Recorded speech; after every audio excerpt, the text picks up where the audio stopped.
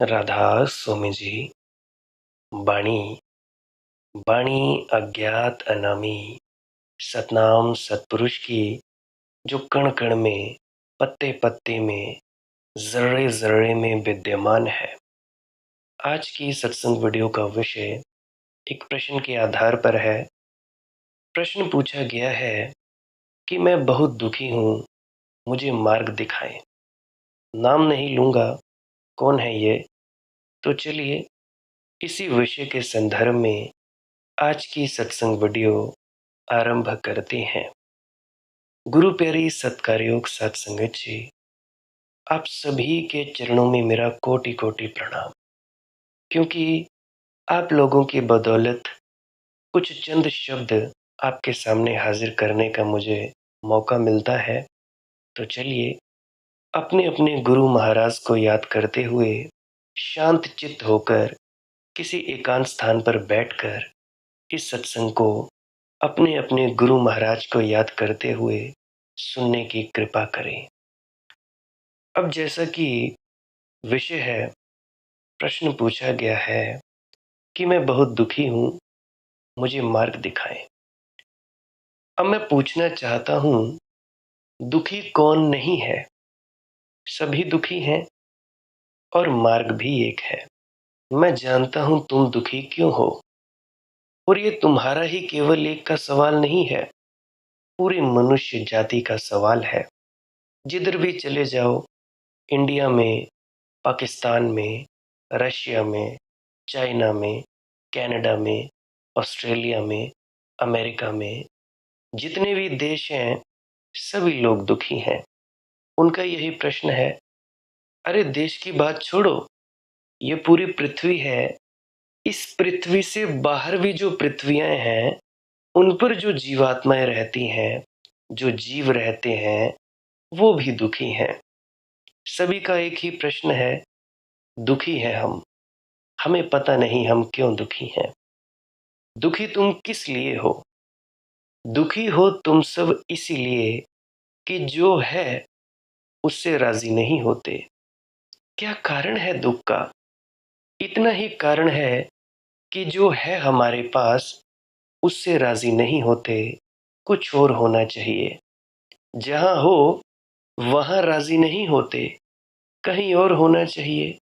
जैसे हो वैसे से राजी नहीं होते, कुछ और रूप होना चाहिए। तुम लोग सदा सपने देखते हो, सपने के कारण दुखी हो। तो मैं तुम सबसे कहना चाहता हूं, सपनों को जाने दो। जिस दिन सपने चले जाते हैं, उसी दिन सुख उतर आता है। अब सपनों में सहायता भी मिल सकती है, सपनों में भ्रमित भी तुम लोगों को किया जा सकता है। अब देखो, दुनिया में दो तरह के चीजें होती हैं। उदाहरण के लिए मैं ले लेता हूँ कानों में लगाने वाले ईयर प्लग्स, हेडफोन्स, ईयरफोन्स का एग्जाम्पल ले लेता हूँ। मान लो कोई कंपनी है जो असलियत में ईयरफोन्स बेचती है, हेडफोन्स बेचती है, और एक दूसरी कंपनी है वही सेम डिट्टो कॉपी बनाकर बेच देती है। असली की कीमत होती है 1000 रुपए, नकल की कीमत होती है 300 रुपए। नकल जो होती है उसमें वही चीजें नहीं होती हैं जो असल में होती हैं। असल में कुछ वो जो जस्टिफाई करता है प्राइस को, उसकी मूल्य को 1000 रुपए, तो वो उसमें वही चीजें डाली होती हैं। नकल में सिर्फ बाहरी बाहरी वही रूप मैच होता है कि हाँ ऐसा ऐसा रंग ढंग है, बाकी कुछ भी नहीं होता।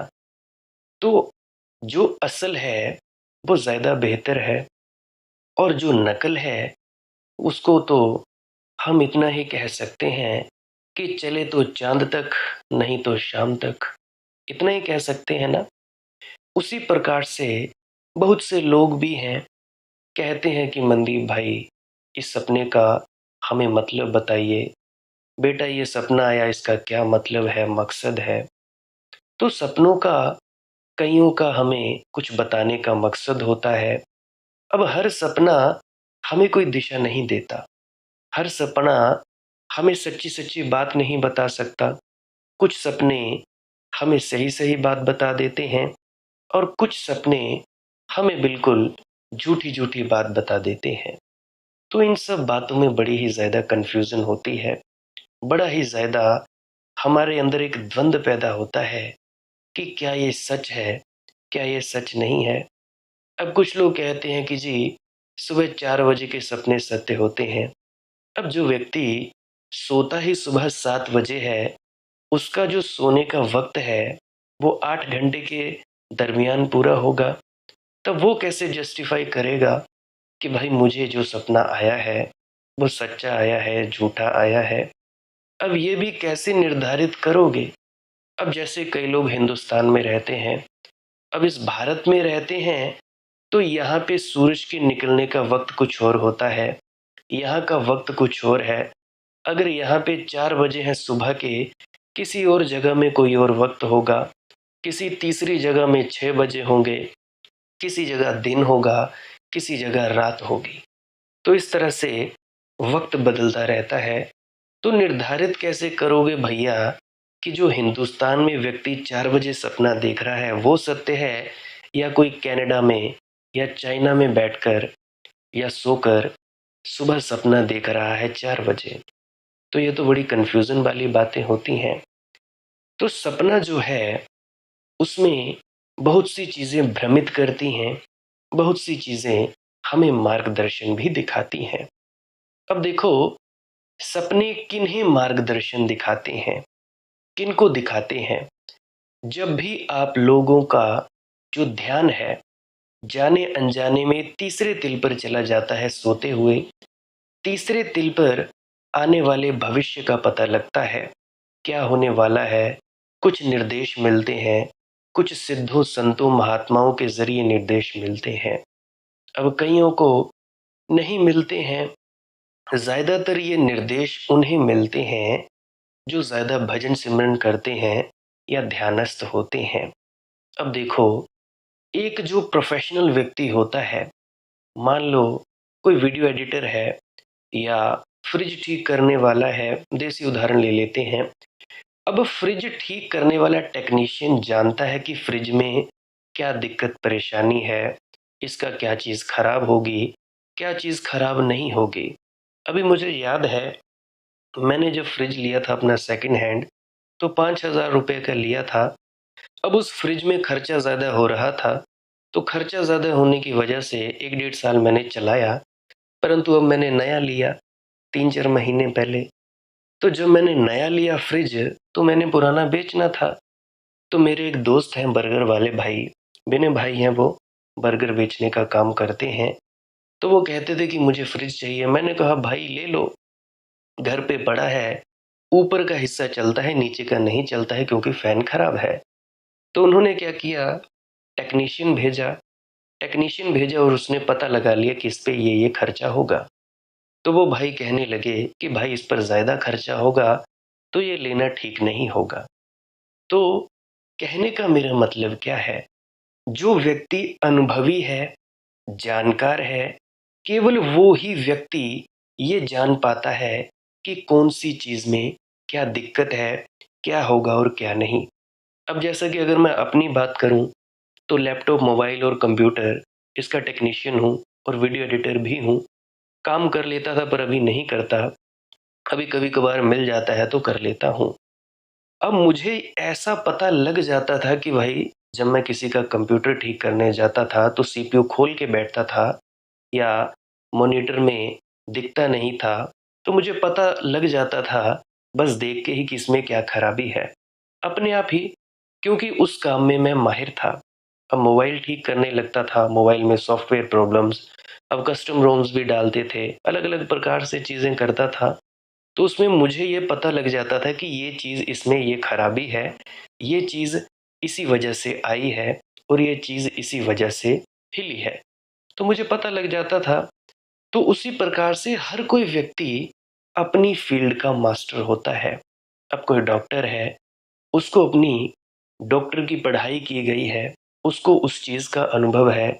कोई इंजीनियर है, कोई नर्स है, कोई दाई है, कोई कुछ है, कोई सर्जन है, कोई दिमाग का इलाज करता है, कोई सिर्फ दिल का इलाज करता है, कोई नॉर्मल खांसी जुकाम का इलाज करता है। तो हर व्यक्ति अपनी अपनी फील्ड का माहिर है। सो कहने का मेरा मतलब, जब भी कोई अनुभवी व्यक्ति, ध्यानी व्यक्ति, जब उसको कोई सपना आता है, तो वो ये जान जाता है कि ये सपना भ्रम है या ये मेरे मार्गदर्शकों द्वारा दिया गया कोई मैसेज है या कोई संदेश है कि भाई तुम ऐसा कर लो। तो इसके लिए मैं ये तो नहीं बता सकता कि भाई कौन सा सपना सत्य है या कौन सा सपना झूठ है, परंतु इतना ज़रूर कह सकता हूँ, अगर कोई अनुभवी व्यक्ति है, तो अनुभव के दम पर ही वो ये जान पाता है कि सपना सच्चा है या सपना झूठा है।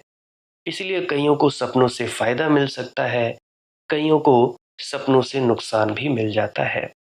तो इसीलिए इस पर मैं ज़्यादा ज़ोर ना देते हुए इतना ही कहना चाहूँगा कि इन सपनों पर ज़्यादा ज़ोर मत देना। अगर मैं गहराई की बात कहूँ, बिल्कुल डीपली उच्चतम स्तर की बात कहूँ, तो जो भी व्यक्ति भजन सिमरन करता है या किसी भी दिशा में कार्य कर रहा है, पैसा कमाना चाहता है, पदवी कमाना चाहता है या आध्यात्म की दिशा में बढ़ रहा है, तो कहीं ना कहीं से उसके दिमाग में सिद्ध बुद्ध पुरुषों द्वारा वो विचार डाला जाता है, कहीं भी, कभी भी। परंतु अगर उस व्यक्ति की चाहत नहीं है, तो उसके दिमाग में वो संदेश नहीं डाला जा सकता। और मन मन जो है, ये बहुत ही ज़्यादा शक्तिशाली है, बहुत ही ज़्यादा पावर है इसमें। कई बार हमारा जो मन है, वो किसी के द्वारा बताया गया संकेत, अब कोई भी व्यक्ति हो, उसके भीतर का जो मन है, हमारा मन है, सभी के मन कनेक्टेड हैं। हर कोई व्यक्ति है भीतर से एक जैसा है, बाहर से अलग-अलग है। जैसे हाथ है, हाथ की जो उँगलियाँ हैं, जुड़ी एक हाथ से हैं और बाहर जो नाखूनों की जगह है, वो अलग-अलग हो सकती है। पहली उँगली, दूसरी, तीसरी, चौथी और अंगूठा अलग-अलग दिखते हैं। तो बाहर से ये उँगलियाँ अलग हैं, अंदर में कनेक्टेड हैं, जुड़ी हुई हैं। उसी प्रकार से ये जो तुम लोगों के मन है, बाहरी मन जो है, ये अलग-अलग है, भीतरी मन जो है, ये सब जगह से सबके कनेक्टेड है। अभी बहुत से कहते हैं कि मनदीप बेटा, हमारा जो प्रश्न होता था बिना पूछे ही तो उनका जवाब दे दिया करता है। तो उसका सीधा सा जवाब ये है कि जो सामूहिक चेतना का मन है, उसमें सारे मनों के जो विचार हैं, जो दिक्कतें हैं, परेशानियां, वो इकट्ठी होती हैं। तो पता लग जाता है कि किसको क्या दिक्कत हो रही है, क्या परेशानी हो रही है, किसका क्या सवाल है, किसका क्या सवाल नहीं है। ये सब तो एक नकल है कि तुम लोग कमेंट सेक्शन में पूछ लेते हो कि मनदीप भाई ये बताना, मनदीप भाई वो बताना। अगर तुम लोग अपने अंदर अंदर ही सवाल पूछोगे, तब भी पता लग जाता है, तब भी। अब मान लो मुझे कोई दिक्कत परेशानी है, जैसे मान लो मेरे पाँव में दर्द है, तो किसी ऐसे व्यक्ति को पता चल जाएगा कि हाँ, मनदीप के पाँव में दर्द है। कैसे पता चला? पहली बात, उसका मेरे से प्रेम प्यार होगा, या तो वो मेरे बारे में सोचता होगा, सोचने मात्र से वो मेरे साथ कनेक्ट हो गया होगा। कनेक्ट होने के कारण, जुड़ने के कारण उस व्यक्ति को मेरे भीतर जो मेरे मन की हालत है, वो पता लग सकती है। अब तुम लोगों ने कई देखे होंगे जो मन पढ़ते हैं, पता लगा लेते हैं कि तुम्हारा नाम ये है, तुम वहाँ से आए हो, तुम्हारा आधार कार्ड नंबर ये है या वो है। ये सब मन के खेल हैं, ये सब मदारीपना है। जैसे सर्कस में खेल खिलाया जाता है, ऐसा है सब। तो किसी को पता लग सकता है, किसी को नहीं पता लग सकता है। हम सभी एक दूसरे से जुड़े हुए हैं। अब कई व्यक्ति हैं, उनको अपने इष्ट के रूप में मैसेज मिलते हैं, संदेश मिलते हैं। कईयों की माता इष्ट है, कईयों के श्री कृष्ण इष्ट हैं, कईयों का गुरु इष्ट है। कोई किसी को मानता है तो कोई किसी को मानता है।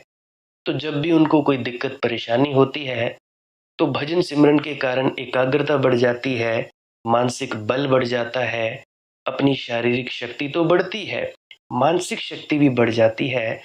अपने मन की ताकत बढ़ने के कारण उन्हें कुछ ना कुछ जो उनकी समस्या का समाधान मिल जाता है और उसके स्वरूप में मिलता है। अगर कोई उनका इष्ट होगा, कोई गुरु होगा, फिर वो कह देते हैं कि जी हमारी माता ने सहायता की, हमारे उस फलाने बाबा ने सहायता की, हमारे इस गुरु ने सहायता की।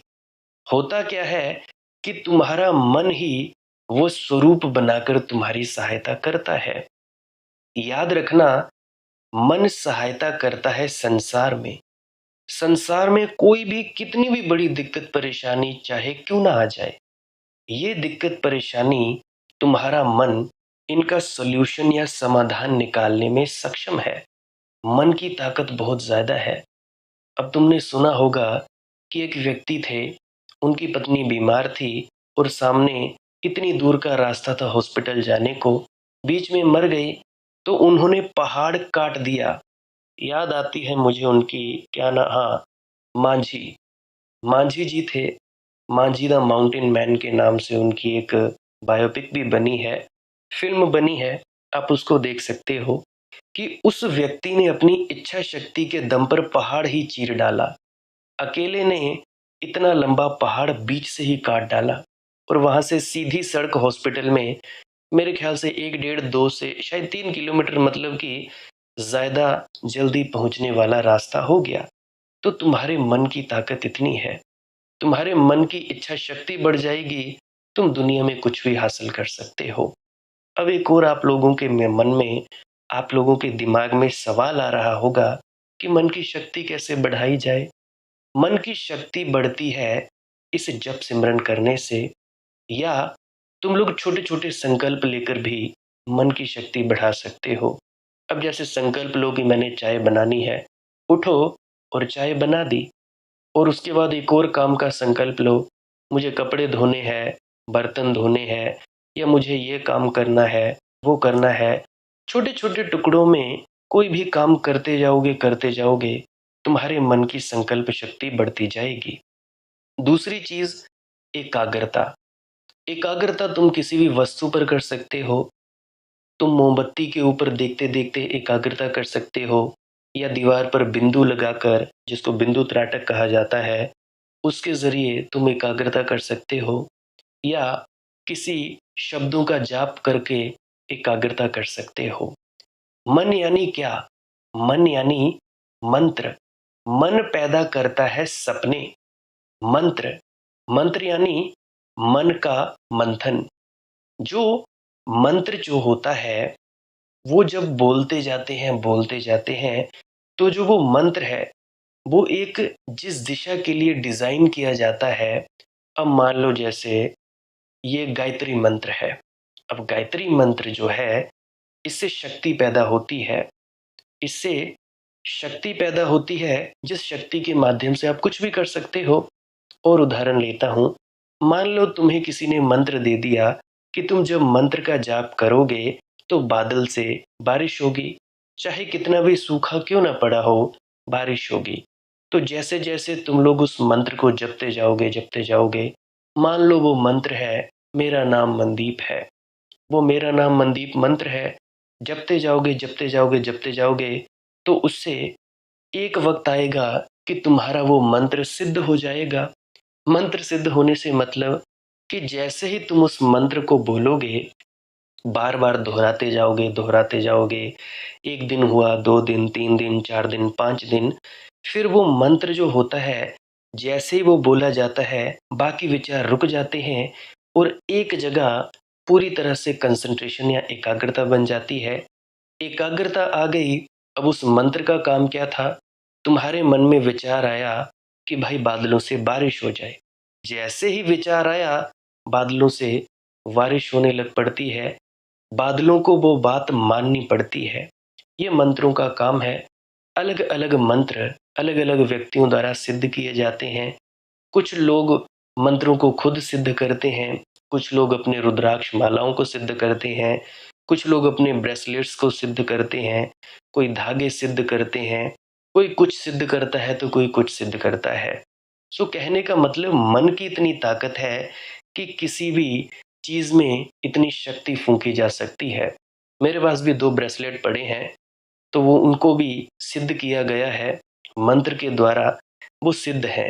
अब जो भी कोई व्यक्ति उसको पहनेगा, उसके शरीर का ऑरा बढ़ जाएगा, कोई भी नकारात्मक विचार उस व्यक्ति के पहनने वाले के दिमाग में नहीं जा पाएगा। कोई जितना मर्जी नकारात्मक हो, नेगेटिव हो, अगर कुछ होना होगा तो वो जो ब्रेसलेट्स हैं हाथ में पहनने वाले रुद्राक्ष के, वो टूटेंगे और कुछ नहीं होगा। तुम किसी भी प्रकार से इन मंत्रों के द्वारा सिद्ध कर सकते हो। अब इन मंत्रों में मैंने आपको समझाने की ये कोशिश की कि मंत्र है क्या। मन का एक साइड में एकाग्र चित्त लगा देना। कोई भी मंत्र ले लो, श्री बगलामुखी मंत्र है, अब हनुमान चालीसा है, अलग अलग तरह के मंत्र हैं।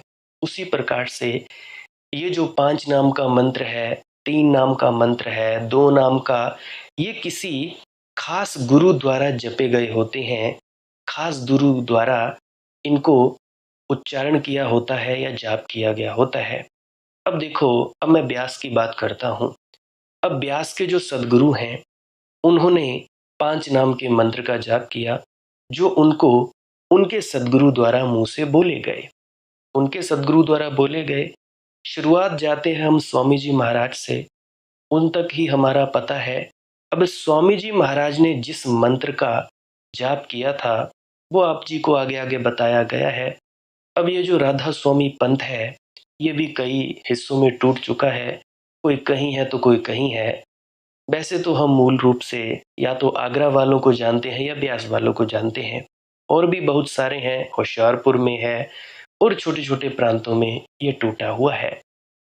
तो जब पहली बार स्वामी जी महाराज ने इसको जपना शुरू किया होगा, तो जप जप के तो इससे एक शक्ति उत्पन्न होती है जो पूरे ब्रह्मांड में जाती है, ब्रह्मांड में चली जाती है।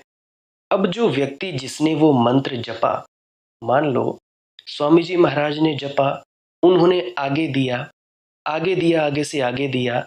अब जो मंत्र आपके पास है, अगर तुम लोग इस मंत्र का जाप करोगे और अपने गुरु महाराज को याद करोगे, तो होगा क्या? पहली बात, आप लोगों का मन एकाग्रचित हो जाएगा और तुम्हारे मन की शक्ति बढ़ जाएगी। इतनी शक्ति बढ़ जाएगी कि पहाड़ को बोल दोगे कि भाई उखड़ जा, वो उखड़ जाएगा।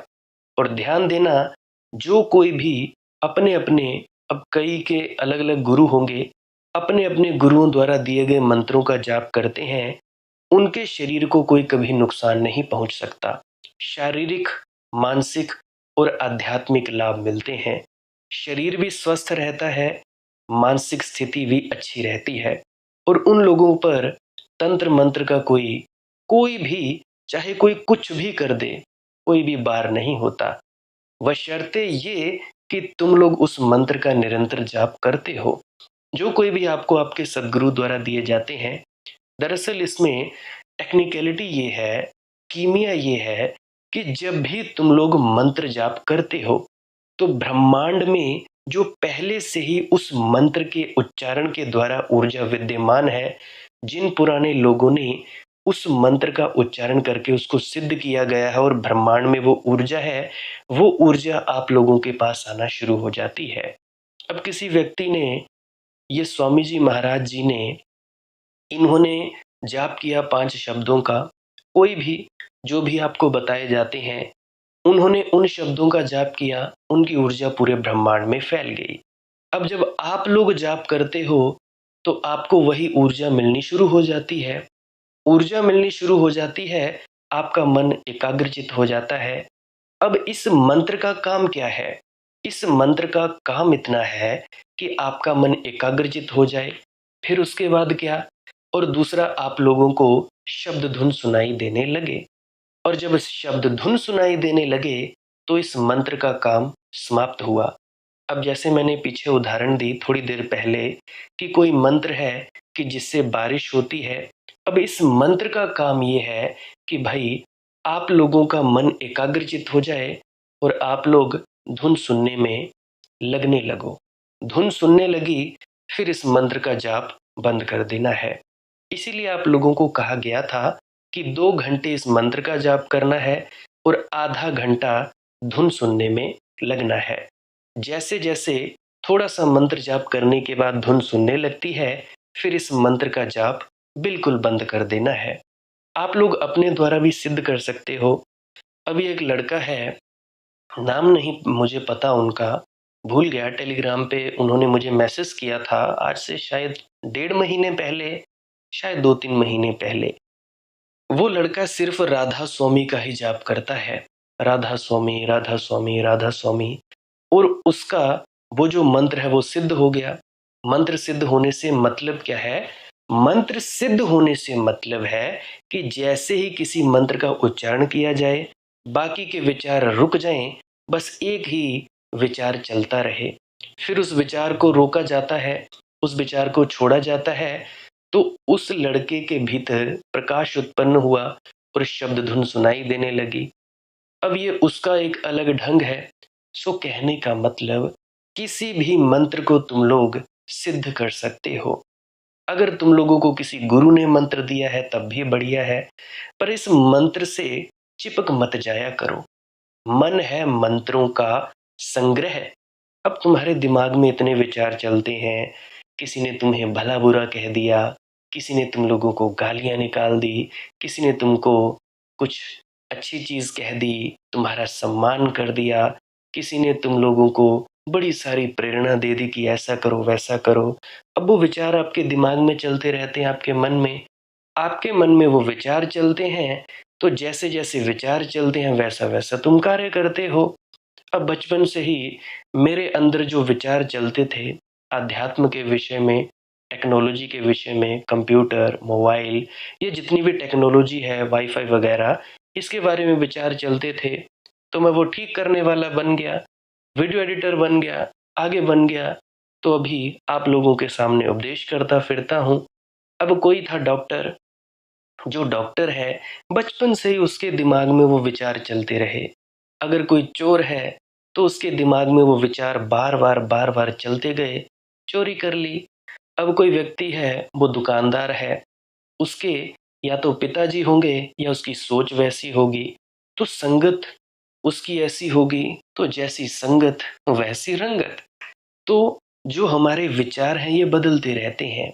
अब जैसे संतों महात्माओं की संगत में जाओगे, तो संतों महात्माओं की संगत में क्या होता है? मालिक के घर की बात होती है, उससे मिलने का शौक, इश्क और प्यार पैदा हो जाता है। तुम्हारे अंदर वो विचार चलने लगते हैं, विचार चलने लगते हैं, तुम उसी दिशा में अग्रसर होना शुरू कर देते हो। अब इस मंत्रों का सबसे बड़ा फायदा क्या है? इन मंत्रों का फायदा ये है कि इन मंत्रों की वजह से तुम्हारे संकल्प विकल्प पैदा नहीं होते। अब संकल्प विकल्प मतलब, मान लो तुम लोग चाहते हो कि जी मैंने ना 10 करोड़ रुपया कमाना है। अब ये 10 करोड़ कमाने वाला विचार तुम्हारे भीतर चला। अब जैसे ही ये विचार तुम्हारे भीतर चला, चलता गया चलता गया चलता गया, एक दिन तुम लोग 10 करोड़ कमाने की दिशा में अग्रसर हो ही जाओगे। तो इस संकल्प विकल्प को तोड़ने के लिए किसी भी गुरु द्वारा मंत्र दिया जाता है। ये मंत्र ऐसे है, जैसे तुम लोगों ने कथा कहानी सुनी होगी एक जिन की, कि एक व्यक्ति ने एक जिन सिद्ध कर लिया। जब जिन सिद्ध कर लिया तो जिन बोलेगी जी मेरे से काम करवाओ, तुम जो कहोगे मैं करूंगा, अगर मुझे काम ना दिया गया तो मैं तुझे खा जाऊंगा। तो उस व्यक्ति ने क्या किया? खेतों में हल जुतवाया, पानी डलवाया, अपना घर बनवाया, जो जो उससे हो सकता था वो किया। तो जिन्न फिर कहने लगा कि भाई मैं तुम्हें खा जाऊंगा, मुझे कोई और काम दो। तो वो कहने लगा ऐसा कर, मेरी सुबह लेकर शाम तक गायें चरा, मैं जरा किसी से मिलकर आता हूँ। तो वो अपने गुरु के पास गया, एक पीर फकीर के पास गया। तो जब उनके पास गया तो उन्होंने कहा ऐसा कर, एक बांस का डंडा गाड़ दे अपने घर के आंगन के बीच में। अब उस जिन्न को यह हुक्म दे कि इसके ऊपर नीचे चढ़ना शुरू करो। तो उसने वैसा ही किया। तो उसने क्या किया, बांस का डंडा गाड़ दिया अपने आंगन में। तो उस जिन को हुक्म दिया, अब ऐसा कर, इस बांस के डंडे से ऊपर चढ़ और नीचे होता रहे। जब तक मैं कोई और काम ना करूं तब तक तू ऐसा करता रहे। तो ये वही वांस का डंडा है। और ये जो जिन है ये तुम्हारा मन है। कुछ भी काम करवा लो। इसी मन के कारण तुम लोग चांद तक पहुंचे हो। इसी मन के कारण तुम लोगों ने बड़े बड़े आविष्कार किए। क्या नहीं किया इस दुनिया में। क्या क्या खोजें नहीं की। और भी खोजें होनी बाकी हैं।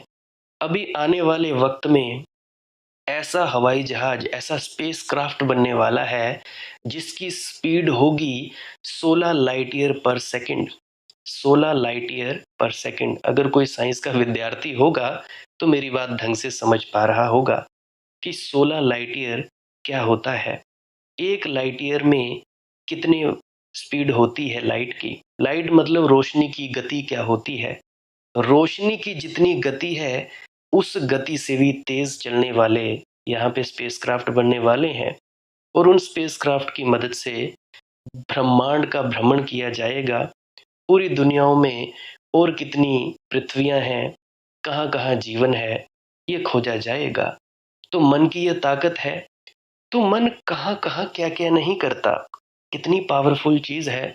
तो तुम लोग किसी गुरु के पास जाते हो, गुरु कहता है ऐसा करो, तुम लोग ये लो मंत्र, अब इसको जपना शुरू कर दो। जपना शुरू कर देते हो। तुम्हारा मन एक बांस के डंडे पर ऊपर नीचे उटकता रहता है, ऊपर नीचे होता रहता है जिनकी तरह। बस इतना ही काम है। इन मंत्रों के साथ चिपक मत जाना। कोई 5 नाम के मंत्र के साथ चिपका हुआ है, कोई 2 नाम के साथ, कोई 3 नाम के साथ। असली मर्म तुम लोग समझते नहीं। गुरु का हुक्म तुम लोग पूरा पूरा मानते नहीं। और फिर कहते हो कि जी हमें गुरु ने ऐसा बताया है। अरे भाई, गुरु ने दूसरी कड़ी भी बताई है। एक कदम तो तुम कर लिए। अब बहुतों से मैं मिलता हूँ, बहुतों से मैं मिला, निजी तौर पे मिला, और वो अपनी समस्या जब मुझे बताते हैं तो मैं यही पाता हूँ कि 30-40 साल से वो सिर्फ जप ही जप किए जा रहे हैं। धुन सुनने पर ध्यान दिया नहीं। ध्यान देंगे कैसे। सुनी आधी अधूरी बात कि चलो ये चीज कर लेते हैं। मैं डेरे में भी बहुतों लोगों को देखा, बातचीत की, बातचीत करके उनकी समस्या पता लगी तो पाया कि वो सब यही सब करते हैं। अब बहुत से ऐसे लोग हैं जो मालिक की मौज सत्संग को सुन सुनकर अपने भजन वाला अंग भी पूरा कर रहे हैं। भजन वाला अंग क्या, धुन सुनने को भी वो बैठते हैं। सिमरन के शब्दों का जाप बंद करके धुन सुनना शुरू करते हैं। और जब धुन सुनना शुरू करते हैं तो उनकी आध्यात्मिक तरक्की तेज हो जाती है।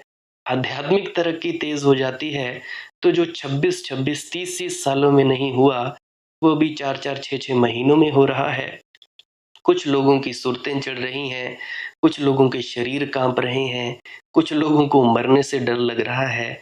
तो ये पहले कभी हुआ नहीं। क्यों नहीं हुआ। सबसे बड़ा कारण, तुम लोगों ने गुरु का सत्संग नहीं सुना। गुरु के सत्संग में यही सब बताया जाता है। तुम लोग कहते हो कि जी नामदान ले लिया, सत्संग नहीं सुनेंगे। अब सत्संग सुनेंगे नहीं, पता कैसे लगेगा। रास्ता पता कर लिया कि चलो जी हिमाचल से दिल्ली तक ये रास्ता जाता है। जाना कैसे है, क्या क्या अड़चने आएंगी, क्या नहीं आएंगी, अब 1 घंटे में ऐसा तो नहीं बताया जाता। अब कितनी ही वीडियोस डल चुकी हैं मालिक की मौज सत्संग पर। हर एक वीडियो में सिर्फ एक शब्द का ही विस्तार है। अब कई लोग कहते हैं कि जी वीडियो छोटी कर दो।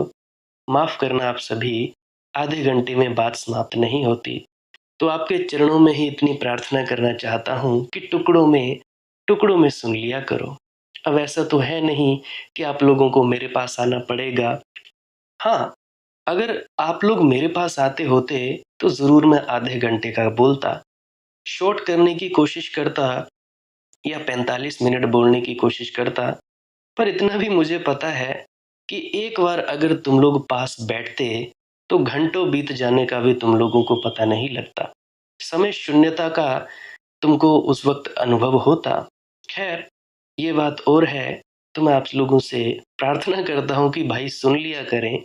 चाहे जितना भी लंबा सत्संग हो टुकड़ों में सुन लिया करें। 20 मिनट अब सुना, रोक लिया, 20 मिनट बाद में सुना, फिर रुक गए, फिर 20 मिनट बाद में सुन लिया। अगर कोई 1 घंटा लगातार सुन सकता है तो 1 घंटा लगातार सुन ले। क्योंकि जब वो मालिक बुलवाता है तो मैं कौन होता हूँ उसको रोकने वाला। वो बोलता ही चला जाता है। मेरी थोड़ी-सी इस परेशानी को मद्देनज़र रखते हुए मुझे माफ़ करें, तो चलिए मैं आगे बढ़ता हूँ। तो मैं बात कर रहा था मन की शक्ति के बारे में और मंत्र के बारे में। तो ये जो मंत्र हैं, ये इस प्रकार से काम करते हैं।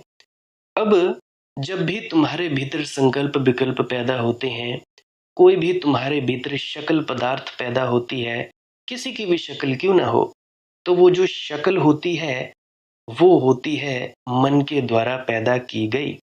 ये होता है सपना। सपने, इन सपनों से ही तुम लोगों को बाहर आना होता है। तो मैं तुम लोगों से कहता हूँ कि भाई सपनों को जाने दो। जिस दिन सपने चले जाते हैं, उसी दिन सुख उतर आता है। सुख सपनों के अभाव में उतरता है। मांगो मत, कहो मत कि क्या होना चाहिए। कहते हो कि जी हमें दर्शन होना चाहिए।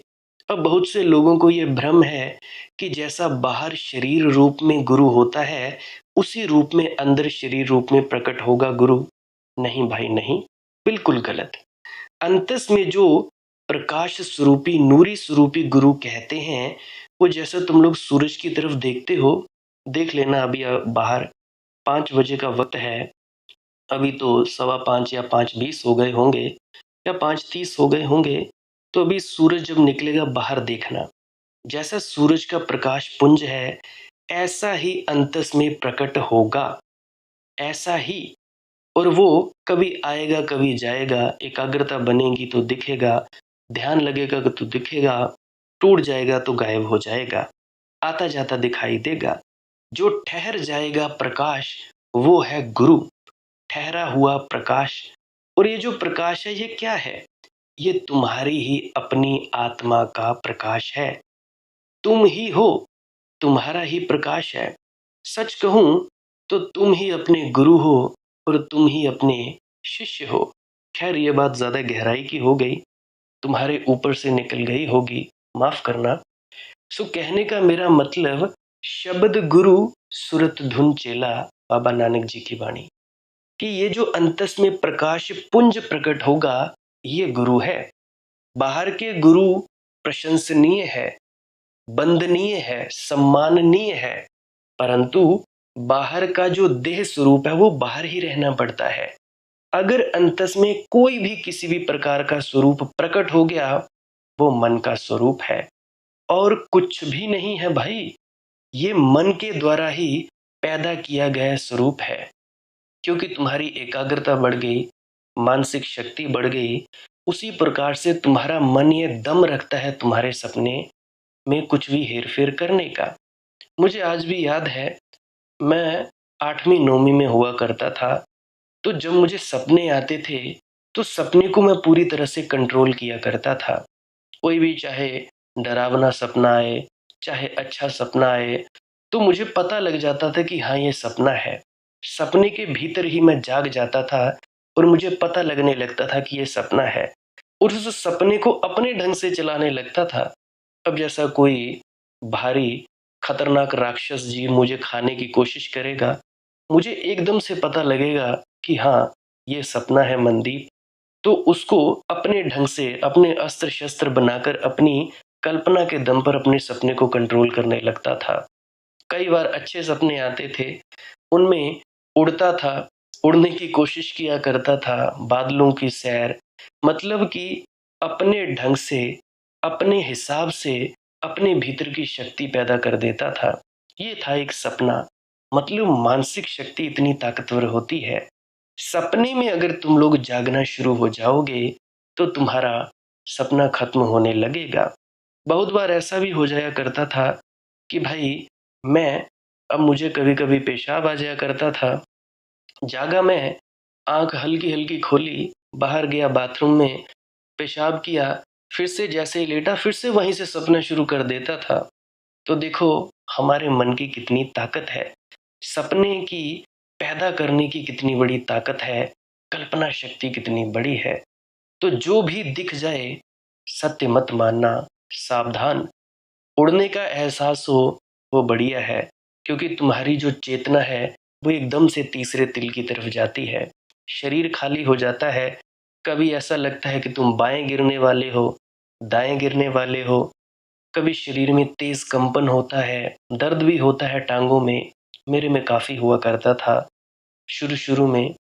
मैं ऐसा बोला करता था कि भाई टांग तो टूट ही गई, अब तो साथ में है ही नहीं। खैर जब ध्यान से बाहर आता था तो दिखता था नहीं नहीं टूटी नहीं है, साथ में ही है। बस ऐसा प्रतीत हो रहा था कि नहीं है। तो ऐसा कई बार किसी को भी कुछ हो सकता है। अब कईयों को डर लगता है, तो डरा मत करें यार। अगर तुम्हारी मौत तुम्हारे हाथ में है तो फिर भी क्या डर है। अगर तुम्हारी मौत तुम्हारे हाथ में ही नहीं है तो फिर भी कैसा डर। तुम जिसको कंट्रोल कर सकते हो तब भी नहीं डरना चाहिए, और जिसको कंट्रोल कर ही नहीं सकते, काबू ही नहीं कर सकते, उसमें भी काहे का डर। तो मरने के डर से मत डरो। ये शरीर तुम्हारा असल नहीं है भाई, तुम असल में कुछ और हो। और इस शरीर के अलग होने का पता कब लगेगा, जब तुम लोग ध्यान में उतरोगे। एक अवस्था ऐसी आती है कि तुम अपने शरीर से बाहर जंप कर जाते हो। जैसा कि पिछले सत्संग में मैंने कहा था कि जो तुम्हारा सूक्ष्म शरीर है वो तुम्हारे इस स्थूल शरीर से बाहर निकल जाता है। और एक जो सिल्वर कॉर्ड होती है, रजत रज्जु, तुम्हारी नाभि के जरिए तुम्हारे साथ जुड़ी हुई होती है। और जब मौत होती है तो ये जो सिल्वर कॉर्ड है ये टूट जाती है।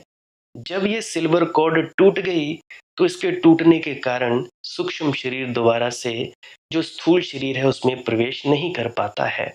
कितनी भी कोशिश कर ले, नहीं कर पाता है। इसलिए जब भी कोई व्यक्ति अपने स्थूल शरीर से बाहर निकले तो ध्यान दे अपनी नाभि के जरिए ही निकले।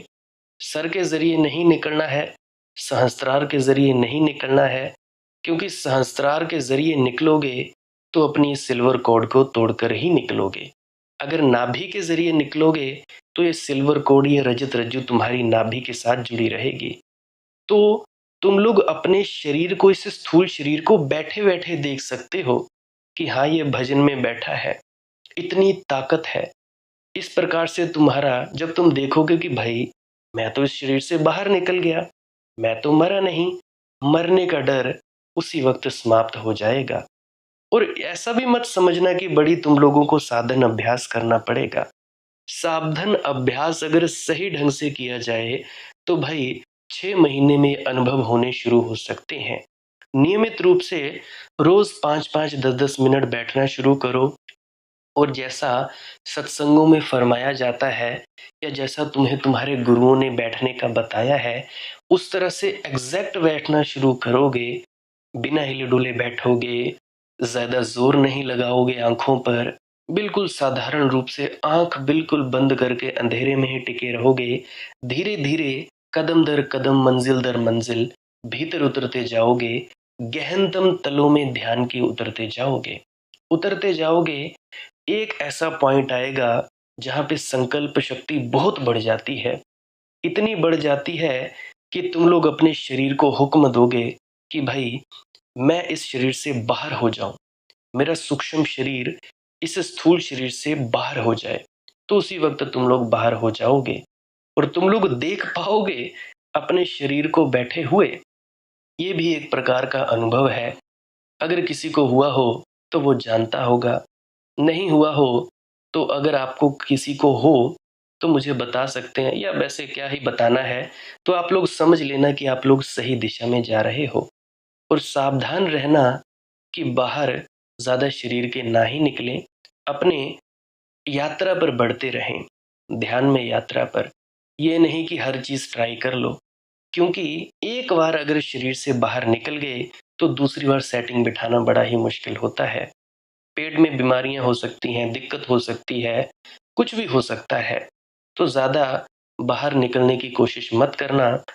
मैं तो कहता हूं कि जब तक तुम लोग पूर्ण ना हुए हो, 100% बुद्धत्व को प्राप्त ना हुए हो, तब तक बाहर निकलना ही मत।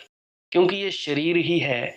अगर इस शरीर में बने रहोगे तो तुम लोग अपने आप को जान पाओगे। अब ये शरीर क्यों मिला? शरीर है एक शीशा। अब देखो, अगर तुम लोगों ने अपनी शक्ल देखनी हो, खुद को देखना हो, तो दूजे की जरूरत पड़ती है। शीशे की जरूरत या दूसरे की आंखों की जरूरत पड़ती है। अपनी ही आंखों से अपने चेहरे को नहीं देख पाते हो, उसी प्रकार से तुम हो आत्मा। आत्मा खुद को पहचाने, इसके लिए उसको शरीर मिलता है, सूक्ष्म शरीर, स्थूल शरीर मिलता है। इस शरीर में तुम हो, ये शरीर एक शीशे के समान है।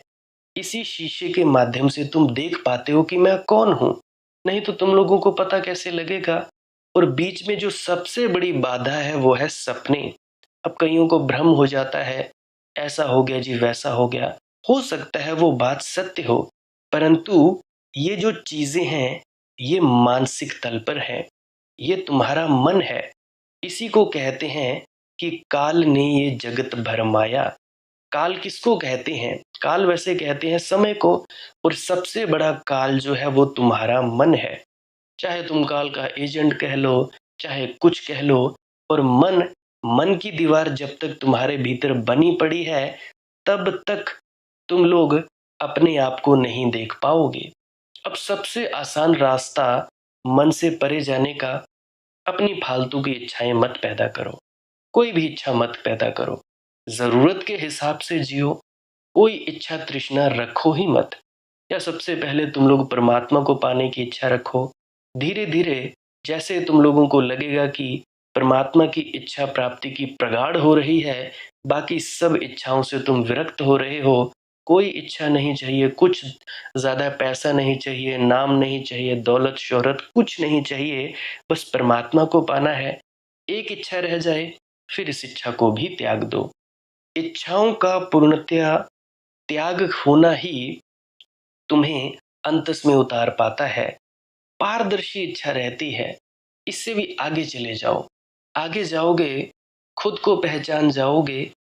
इच्छाएं जब तुम्हारे भीतर नहीं होती, जरूरत होती है। अब तुम लोगों को अगर शर्ट पैंट की जरूरत है, फटे पुराने हैं, ले लो नई।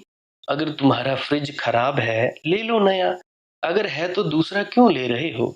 बाकी तुम लोग अपनी अपनी जरूरतों के हिसाब से देख सकते हो। सो कहने का मतलब, इच्छा के हिसाब से जियोगे तो भाई मरोगे। अगर जरूरत के हिसाब से जियोगे तो बढ़िया रहेगा। इच्छाओं का छोड़ना ही सबसे ज्यादा बड़ी बात है।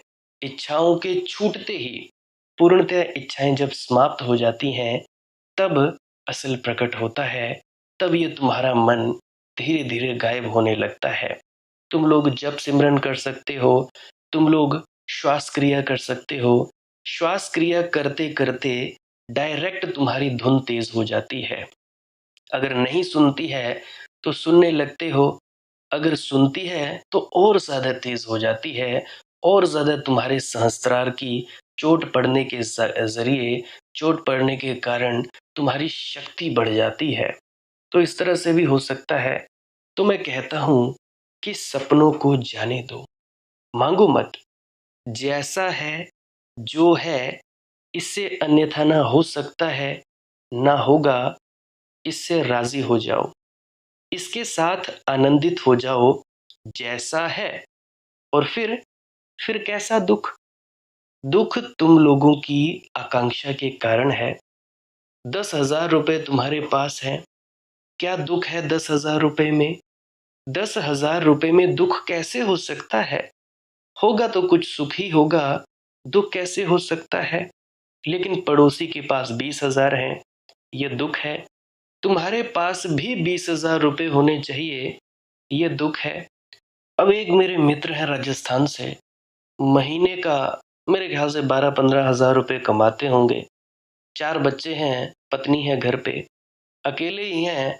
माँ बाप का मुझे ज्यादा पता नहीं, शायद नहीं है, क्योंकि कभी जिक्र हुआ नहीं। तो वो इससे भी खुश हैं। और एक मेरे और मित्र थे, उनके पास 60,000 रुपया महीना कमाते थे, वो अपने 60,000 से भी दुखी थे। तो मैं बड़ा ताज्जुब में पड़ा। उनके पास भी आंखों की रोशनी कम थी, और जो राजस्थान का मित्र है, उसे भी आंखों से कुछ ज्यादा दिखाई नहीं पड़ता था। और उन दोनों में बड़ा जमीन आसमान का अंतर था। एक संतुष्ट था, एक व्यक्ति संतुष्ट नहीं था। अब मैं आशा करता हूं कि जो दूसरे व्यक्ति हैं वो भी अब तक संतुष्ट हो गए होंगे। मुझे एक बात याद आती है, मैं एक घर में मेहमान होता था। बड़े धनपति थे। उनका नाम था लाला झंडूराम। उनकी पत्नी उनके साथ थी। मैं उनके पास गया तो वे कुछ उदास से लगे। मैं जब गया तो मैंने पूछा उनकी पत्नी से कि भाई बात क्या है। तो उनकी पत्नी ने कहा, अब आप भाई ना ही पूछें तो अच्छा है। मेरे पति के हिसाब से 5 लाख का नुकसान लग गया है। मैंने पूछा, तुम्हारे पति के हिसाब से? उसने कहा, हाँ, झंडूराम के हिसाब से। मेरे हिसाब से 5 लाख का लाभ हुआ है। मैंने पूछा, मामला क्या है? पति बोले, ये अपनी ही जिद हाँके चली जाती है। इधर मुझे 5 लाख की हानि हो गई है, ये अपनी ही लगाए चली जाती है। मैंने पूछा कि मुझे पूरी बात तो बताएं। उन्होंने कहा कि बात यह है कि कोई धंधा किया था, 10 लाख मिलने की आशा थी, 5 ही लाख मिले। 10 लाख मिलने का पक्का ही था, आशा ही ना थी। मिलने ही चाहिए थे और नहीं मिले, 5 ही लाख मिले। अब कौन ठीक कह रहा है? दोनों ही ठीक कह रहे हैं। 5 लाख नहीं मिले तो दुख हो रहा है, 5 लाख मिले उनका सुख भी गंवाया जा रहा है। जो नहीं मिले उनके कारण जो मिले हैं उनका सुख भी नहीं भोग पा रहे हैं। जीवन को देखने का ढंग बदलो यार। तुम्हारी व्याख्या में ही कहीं भूल है, कहीं तुम लोगों की दृष्टि में भूल है। जो है वह बहुत है, अहो भाग्य। जितना है उसका रस लो, तो रूखी सूखी रोटी भी परम भोगी परम भोग हो जाती है। मुझे बात याद आती है कि देख पराई चौपड़ी मत ललचावे जी, रूखी सूखी खाई के ठंडा पानी पी। तो भाई, परम भोग भी पड़े रहते हैं सामने, परंतु तुम लोग उदास बैठे देखते रहते हो। भूख ही नहीं लगती। भूख लगे तो लगे कैसे? तुम्हारी कल्पनाएं आकाश छूती रहती हैं। छूती हुई आकाश को जो कल्पनाएं हैं उनके कारण तुम बिल्कुल कीड़े मकोड़े की तरह मालूम पड़ते हो, जमीन पर रेंगते हुए उनकी तुलना में। ये तुलना की भ्रांति है। सभी दुखी हैं क्योंकि सभी वासनातुर हैं। तुम जहां हो, जैसे हो, जरा उसे तो देखो। वर्तमान के इस क्षण में कहाँ दुख है? या तो दुख अतीत से आता है, कल किसी ने गाली दी थी, अब तुम अभी तक दुखी हो रहे हो।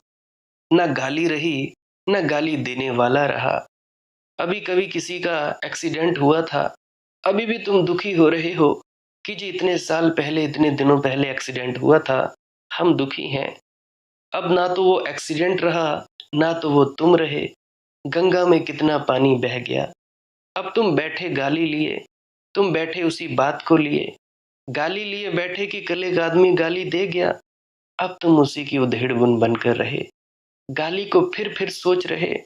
एक्सीडेंट हुआ, फिर सोच रहे। इधर से उधर से सजा रहे, संवार रहे। घाव में और उंगलियां चला रहे, घाव को भरने नहीं दे रहे। फिर बैठ जाते हो कि अरे, एक्सीडेंट हुआ था हमारा, उसने गाली दी। लेटते, करवट लेते, और एक्सीडेंट और गाली। ऐसा क्यों हुआ? क्यों उसने गाली दी? क्यों मेरा एक्सीडेंट हुआ? कैसे बदला लूं मैं गाली का? क्या करूं, क्या ना करूं? तो भाई, या तो दुख अतीत से आता है या भविष्य से।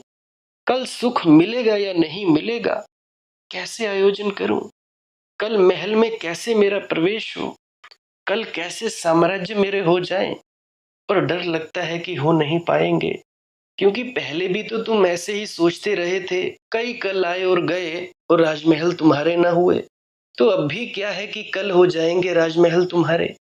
इतने कल आकर धोखा दे गए, ये कल भी उसी पंक्ति में जाएगा। तो घबराहट लगती है, भय होता, दुख होता है। लेकिन कभी सोचा इस क्षण में, जो ना तो अतीत से आक्रांत है और ना भविष्य से आंदोलित, कहीं दुख है? दुख पाया है कभी इस क्षण में? तुम कहोगे हाँ, कभी कभी होता है। सर में दर्द हो रहा हो फिर, या पैर में कांटा गड़ा हो फिर। मैं तुमसे कहना चाहता हूं, जब सर में दर्द हो रहा हो तो भी तुम शांति से बैठ जाओ। सर के दर्द को स्वीकार कर लो, राजी हो जाओ दर्द को अलग मत रखो, ऐसे दूर खड़े मत रहो कि मैं अलग और ये रहा दर्द। दर्द है तो तुम दर्द हो, तो एक हो जाओ, डूब जाओ सिर दर्द में, स्वीकार कर लो और तुम चकित हो जाओगे। तुम्हारे हाथ में एक कुंजी लगेगी उस दिन। तुम पाओगे जितना तुम राजी हो जाते उतना दर्द कम हो जाता। सिर दर्द नाराजगी है, सिर दर्द बेचैनी है, तनाव है। जैसे तुम राजी होने लगते सिर दर्द से भी राजी हो गए कि ठीक, चलो, दुआओं का असर है, परमात्मा ने भेजा कुछ मतलब होगा, ऐसे अकारण तो भेज नहीं देगा, तुमको ही भेजा, इतना ख्याल रखा, इतने सिर हैं और दर्द तुमको भेजा, मतलब होगा, तुम पर विशेष कृपा है, दुआओं का असर है, स्वीकार कर लो, झुक जाओ। और तुम चकित होोगे, जैसे जैसे तुमने स्वीकार किया वैसे वैसे दर्द कम हुआ। और अगर स्वीकृति परिपूर्ण हो जाए 100%, उसी क्षण दर्द खो जाएगा। तुम करके देखो और उस दिन तुम पाओगे कि दुख को मिटाने की कला तुम्हारे हाथ में है। मुझे कविता याद आती है, जिंदगी राह गम से निकल जाएगी, तेरी दुनिया ही यकसर बदल जाएगी। उनके कदमों में इस बार सर तो झुका, उनकी चश्मे करम फिर मचल जाएगी। दिल को मिल जाएगा तेरे अमनो सकूं, वक्त रुक जाएगा जहां संभल जाएगी। तेरे सर पर है जो आज मुश्किल खड़ी, तू यकीन रख कि कल तक वो टल जाएगी। बदल सकती है जिंदगी, जहां दुख है वहां सुख हो सकता है। दुख तुम्हारे कारण है, तुम लोगों की गलत दृष्टि दुख की जन्मदात्री है। दृष्टि ही सृष्टि है, यथा दृष्टि तथा सृष्टि। स्वीकार करो, समर्पण करो, झुक जाओ, कहीं चरण खोज लो तो झुको। असली सवाल झुकना है, ख्याल रखना, चरण कुशल उपाय हैं। कहाँ झुकते हो कुछ मतलब नहीं है, झुको कहीं। बुद्धम शरणम गच्छामि, चलेगा। कि महावीर के शरण में झुक जाओ, चलेगा। कि कृष्ण के पैर पकड़ लो, चलेगा। ये सब बहाने हैं, जिस दिन पहुंचोगे उस दिन पाओगे चरण सब उसी के हैं। किसी के भी चरणों में झुक जाओ, चरण तो निमित्त है, झुकना असली बात है। इसीलिए अगर वृक्ष के सामने भी झुक गए तो भी चलेगा। वह जिसने पीपल को देवता मान लिया है और झुक जाता है तो भी चल जाता है। जो जाकर गंगा में परम श्रद्धा से झुक जाता है तो भी चल जाता है। असली सवाल ना गंगा है, ना पीपल का वृक्ष है, ना पत्थर की मूर्ति है, ना काबा है। असली बात है झुक जाना। स्वीकार कर लिया, ठीक है, जैसी प्रभु ने जीवन यात्रा दी है वैसी ही शुभ है। तुम इधर झुके कि वहां परमात्मा की अनुकंपा बिखरी तुम पर, उनकी चश्मे करम फिर मचल जाएगी। तुम्हारे झुकते ही परमात्मा अपनी अनुकंपा को नहीं रोक कर रख सकता, वह मचल जाएगी। इधर तुम झुके कि उधर परमात्मा तुम पर ढला। तुम अकड़े रहे तो परमात्मा कुछ भी नहीं कर सकता। उसकी अनुकंपा आती है और लौट लौट जाती है। तुम उसे अंगीकार नहीं करते। दिल को मिल जाएगा तेरे अमनो सकूं, वक्त रुक जाएगा जहां संभल जाएगी। एक बार झुको तो वक्त रुक जाएगा, समय रुक जाएगा। ना फिर कोई अतीत है, ना फिर कोई भविष्य है, बस वर्तमान, वर्तमान, वर्तमान ही वर्तमान। वक्त रुक जाएगा जहां संभल जाएगी, चांदनी में धुली रात भी आएगी। धूप रंजों अल्म की भी ढल जाएगी, जिंदगी राह गम से निकल जाएगी। तेरी दुनिया ही यकसर बदल जाएगी। झुककर तो देखो, अरे किसी के सामने भी झुको, झुको तो सही। और भजन सिमरन अवश्य किया करो। भजन सिमरन के बारे में विस्तार पूर्वक मैंने बताने की चेष्टा की है पूरी वीडियो में। फिर से एक बार रिपीट कर देता हूँ। भजन और सिमरन दो अंग हैं। सिमरन है कुछ शब्दों का जाप करना ताकि मानसिक एकाग्रता प्राप्त हो, और उसके बाद दूसरे नंबर पर सिमरन के शब्दों का जाप बंद कर देना है। किसी भी स्वरूप को याद नहीं करना है, चुपचाप आंख बंद करके बैठे रहना है, मौन में चुप हो जाना है। आंखों के सामने देखते रहें, अंधेरे में ही टिके रहें, बस शब्द धुन को सुनते रहें। नहीं भी सुनाई देती कोई बात नहीं, बस उसी अंधेरे में टिके रहें। धीरे धीरे धीरे धीरे बात से बात बनेगी।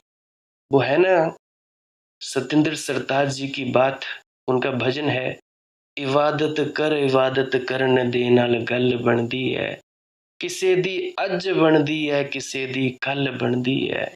इबादत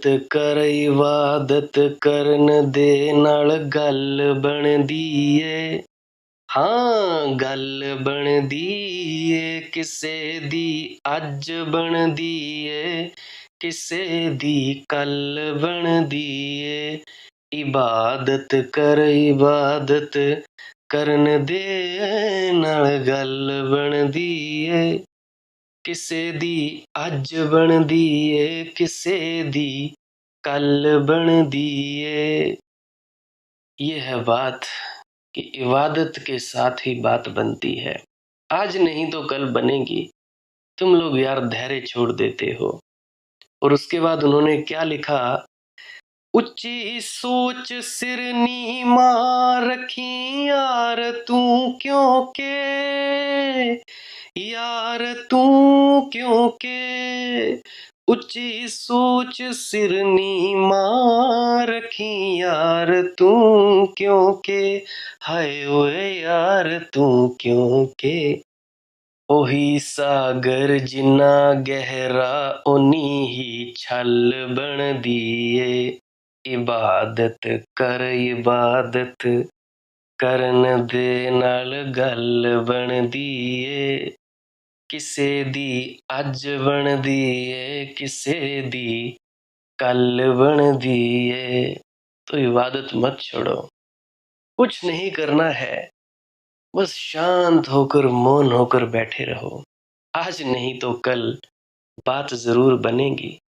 और ऐसा नहीं कि भाई तुम लोग थोड़ा सा भीतर जाने लगो तो अहंकार में बैठे रहो कि भाई हम तो बड़े ध्यानी ज्ञानी सज्जन हैं। उसके लिए भी सत्येंद्र सरताज जी ने लिखा, क्यों हंकार कर दाए वे एक दिन खाक हो जाना, खाक हो जाना। क्यों हंकार कर दाए वे एक दिन खाक हो जाना, हाय ओए खाक हो जाना। तेरे तो जानवर चंगे जिन्हां दी खल बनदी ਏ। इबादत ਕਰਨ ਦੇ ਨਾਲ ਗੱਲ ਬਣਦੀ ਏ, ਕਿਸੇ ਦੀ ਅੱਜ ਬਣਦੀ ਏ, ਕਿਸੇ ਦੀ कल बनदी ਏ। इबादत उस मालिक की, परवतदिगार परम पिता परमेश्वर की। और सांस क्रिया भी किया करें। सांस क्रिया क्या है, नाक से सांस लेना है और मुंह से छोड़ना है। 15, 20, 25, 30 मिनट तक इस प्रक्रिया को करना है, और उसके बाद चुपचाप मौन होकर बैठे रहना है। ना कुछ पाना है, ना कुछ देखना है, ना कहीं पहुंचना है, ना किसी का दर्शन करना है। बस ऐसे ही उसी अंधेरे में स्थित रहो। मैं रोज रोज तो कहता हूं, कहीं ना कहीं तुम लोगों के पल्ले मेरी बात पड़ जाए, इशारा समझ में आ जाए, समझ में आ जाएगी बात, बस बात पे बात बन जाएगी, बन ही जाएगी। और करना कैसे है, उदाहरण देता हूं।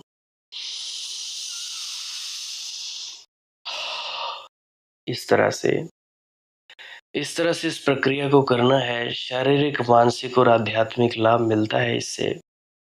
बाकी जितनी मर्जी देर कर सकते हो, लेट कर भी कर सकते हो। प्रेग्नेंट लेडीज नहीं कर सकती, और जो व्यक्ति दिल की बीमारी के, दिल तेज धड़कता है, उसकी गोलियां खाते हैं या उनका ऑपरेशन हुआ, वो व्यक्ति ना करें। अस्थमा भी ठीक हो जाता है इससे। बाकी अगर सांस लेने में कोई और परेशानी हो, तो अगर दर्द हो तो कम कर सकते हैं। बाकी लेकर देखें, आपकी मौज है, आप कर सकते हैं तो करिए। अगर दर्द पीड़ा हो तो ज़्यादा मत करिए, 2-3 सांसें लेकर ही छोड़ दीजिए। फिर आप चुपचाप मौन होकर बैठा करें। जितना बैठोगे बस बात पे बात बनेगी। इबादत कर न दे नाल गल बनदी है। किसे दी अज बनदी है, किसे दी कल बनदी है। तो जल्दबाजी नहीं करनी यार। यूट्यूब पे जा आना और सुन लेना सिंदर सरताज जी के इस गीत को। बड़ा अच्छा भजन गाया है, बहुत ही अच्छे आर्टिस्ट हैं। तो उनको सुन लीजिएगा, पता लग जाएगा। नींद ना आती हो तो भी इस प्रक्रिया को कर सकते हैं सांस की। अगर आप जी को डिप्रेशन हो, सुसाइडल थॉट्स आते हो, मरने के थॉट्स, तो कर सकते हैं। बाकी आपकी मौज है, अपनी अपनी इच्छा है। मेरा फर्ज है बताना, करना ना करना आपकी मौज। कमेंट सेक्शन में पूछ सकते हो अगर कोई प्रश्न है, या इंस्टाग्राम, टेलीग्राम, फेसबुक, वहाँ पे सर्च करें मालिक की मौज सत्संग। वहाँ पे भी आप अपना प्रश्न छोड़ सकते हैं। उससे पहले एक विनम्र प्रार्थना, पुरानी सत्संग वीडियोस को अवश्य सुन लिया करो। क्या पता किसी पुरानी वीडियो में आपका भ्रम दूर हो जाए, वहम दूर हो जाए, प्रश्न का जवाब मिल जाए। किसे क्या पता। लाइक कर सकते हैं इस वीडियो को अगर कुछ सीखने को मिला है, और कमेंट सेक्शन में राधा स्वामी ज़रूर लिखें। सब्सक्राइब भी कर सकते हैं अगर रोज़-रोज़ नए-नए सत्संग सुनना चाहते हैं। वक्त रहता है सुबह 5 बजे, कोई भी सुनना चाहे सुन सकता है। खुशकिस्मत भाग्यशाली जीव। और अगर कोई ध्यान में उतर जाता है तो बहुत ही शुभ है। बस उस अमृत को पियो। उस धुर दरगाह से जो अमृत आ रहा है, मालिक की दरगाह से उसको पियो। जितना पी सकते हो पियो। उतरो भीतर। आनंद बरस रहा है, 24 घंटे अमृत बरसता है। जिसका पात्र सीधा है वो तो पी लेता है। चढ़ जम चूपे प्रेम रस, गिर जमे चकनाचूर। पीता वही है जिसका पात्र खाली होता है और सीधा होता है। ये भी नहीं कि पात्र तुम्हारा भरा हो कचरे से, जानकारियों से। ये कहता है कोई, वो कहता है, तब भी नहीं भरेगा। खाली करो मन को, शून्य हो जाओ, तब बात बनेगी। आप मुझे इतने अंत तक सुनते हो, इतने अंत तक सुनने के लिए आपका बहुत बहुत धन्यवाद। बहुत बहुत शुक्रिया। मुबारक हो अगर आप जी इतने अंत तक पहुंच गए हो। सभी को बहुत बहुत बधाई, सभी को बहुत बहुत शुभकामनाएं उस मालिक की। उस मालिक का अमृत आप तक पहुंचा। अंत में आपके भीतर बैठे परमात्मा को प्रणाम करता हूँ।